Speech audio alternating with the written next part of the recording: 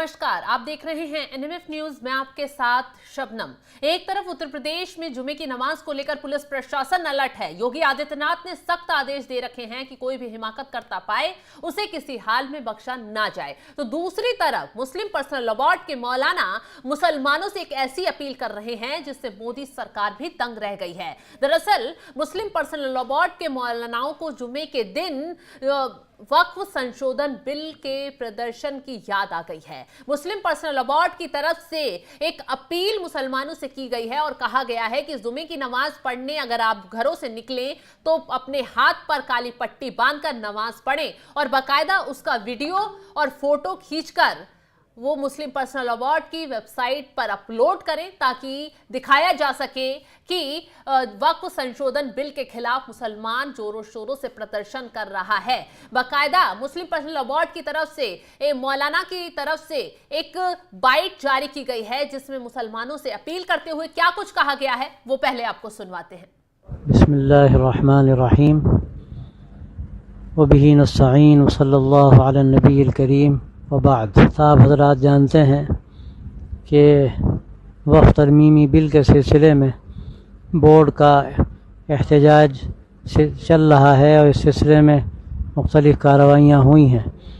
इस सिलसिले में तजवीज़ आई है कि कल जुमे की नमाज़ में लोग जब नमाज के लिए आएँ तो अपने दाहिने हाथ में काली पट्टी बांध कर आएँ। ये खामोश एहतजाज है, हमें इसका इजहार करना है कि ये बिल हमें मंजूर नहीं है।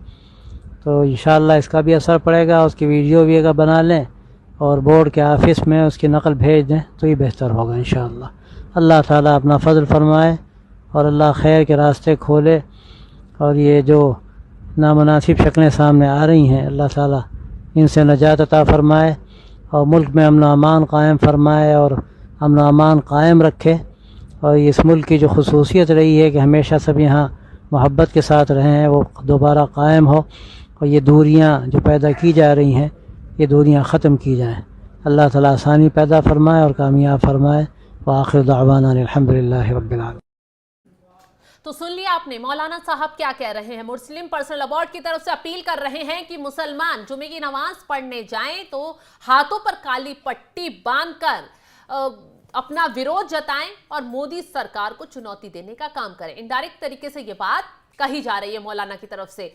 अभी बीते दिनों ही मुस्लिम पर्सनल लॉ बोर्ड की तरफ से कुछ मुस्लिम संगठनों की तरफ से जंतर मंतर पर भी विरोध प्रदर्शन किया गया था। पर्सनल लॉ बोर्ड जोरों शोरों से मोदी सरकार पर आरोप लगा रहा है कि वक्फ संशोधन बिल जो है मुसलमानों के खिलाफ आ रहा है, उससे मुसलमान वक्फ बोर्ड को खत्म करने की कोशिश जो है इस बिल के जरिए की जा रही है। और तो और यह भी कहा जा रहा है कि मुसलमानों के हक को अगर ये बिल आ जाता है तो उसको छीना जाएगा, मुसलमानों की स्वतंत्रता को खत्म कर दिया जाएगा।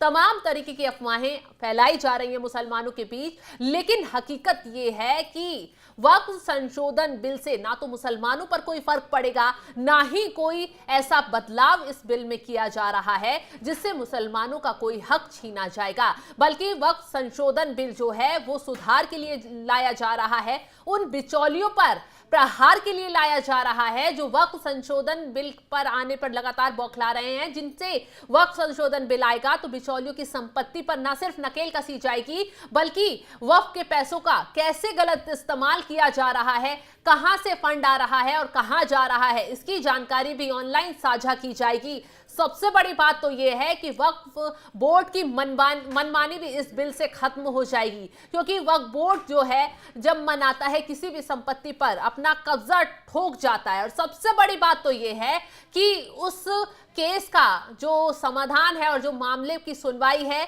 वो न्यायपालिका में ना होकर वक्फ की अदालत में ही होती है। तो जाहिर सी बात है वहां पीड़ित को न्याय मिलना मुश्किल ही नहीं नामुमकिन हो जाता है, क्योंकि मामला वक्फ बोर्ड का है और सुनवाई भी वक्फ बोर्ड की अदालत में हो रही है।